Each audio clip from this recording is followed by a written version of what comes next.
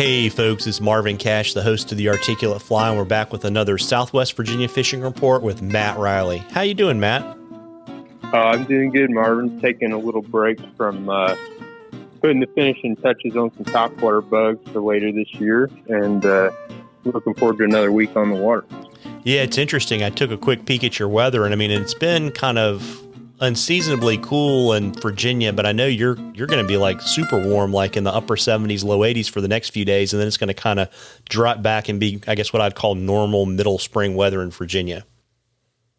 Yeah, we're kind of fresh out of a pretty good cold front we had right around the beginning of the weekend, and we're supposed to see, I think, 79 degrees is high tomorrow, and that's going to hang around for a little while, and then we're going to I think we're supposed to get about a half an inch of rain between Thursday and Friday, and then we're going to be in the 60s and low 70s, I think, pretty consistently. So not bad at all. But I think this week on smallmouth rivers is going to be pretty good.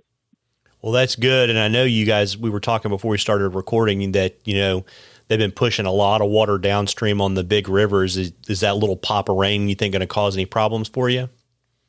So the upper new North Carolina and the far upper new in Southwest Virginia only really got like 0.2 of an inch of rain. So we're looking pretty good there. The river has been dropping very slowly for the last week or two. Sitting right above 5,000 cubic feet at Radford right now, which is definitely floatable. It's a little heavy, with flies especially. You have to be really cognizant about getting down in the water column, probably fishing a sinking line or a sink tip of some sort in certain areas. But river's clear, at least from what I saw yesterday. So definitely fishable. And then all the tributaries and smaller rivers, which can have a lot of fish in them this time of year too. They're in really good shape as well. So got a lot of options right now. Got it. And so what are you seeing on the smallmouth bite?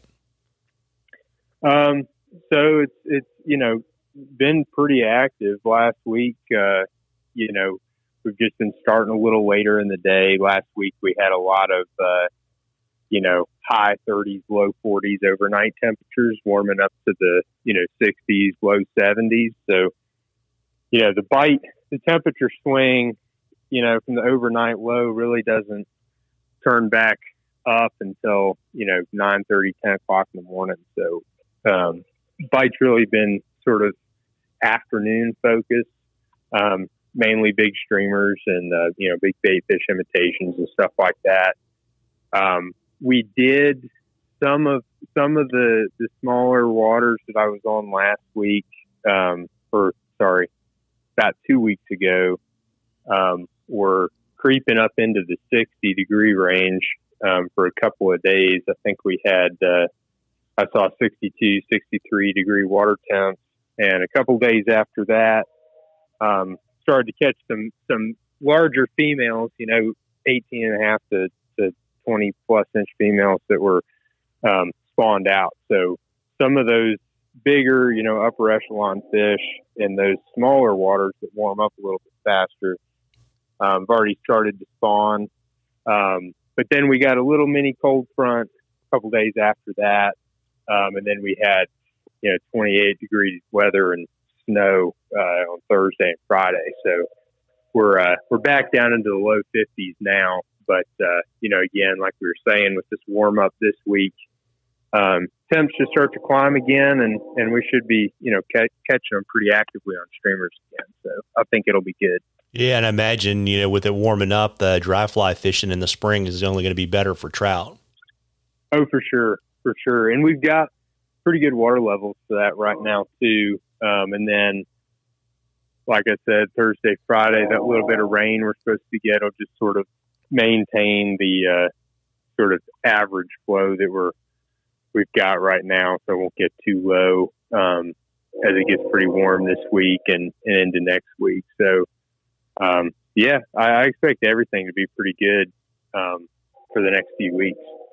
Yeah, well, there you go. And, folks, we love questions on the articulate fly. You can email them to us or send them to us on our Facebook, our Instagram page. And if we use your question, I'll send you some articulate fly swag, and we will enter you into something cool for Matt at the end of the season. And as we always do, Matt, got to find out what you're writing for the Rural Virginian this week. Yeah, so this week coming out is a little story about crappie fishing in Virginia. Right now, really the last couple of weeks, crappie fishing should be pretty good with spawning fish kind of up shallow on brush piles and emergent vegetation. And it's just a little story on crappie fishing, and then a recipe in there for some fish tacos, which is one of my favorite things to do with crappie when we get them in the spring. So a little bit different this week, but that's what we got going on. Yeah, and the one thing about crappie fishing is where you're going to find one, you're going to find a bunch. That's right. Well, that's good. That's one of your favorite shore lunches too, isn't it? Don't advertise that, but it is. That would be a good one. My bad. Really not all that difficult to do. No. Well, very neat. Well, listen, before I let you hop and get back to the vise and make some more poppers, why don't you let folks know where they can find you? Because I know, you don't have a lot of days here in kind of the late spring, early summer, but kind of late summer heading into the fall, you got a little bit more room. Yeah. The website's MattReillyFlyFishing.com, and you can call me or email me or text me. All that information's on the website.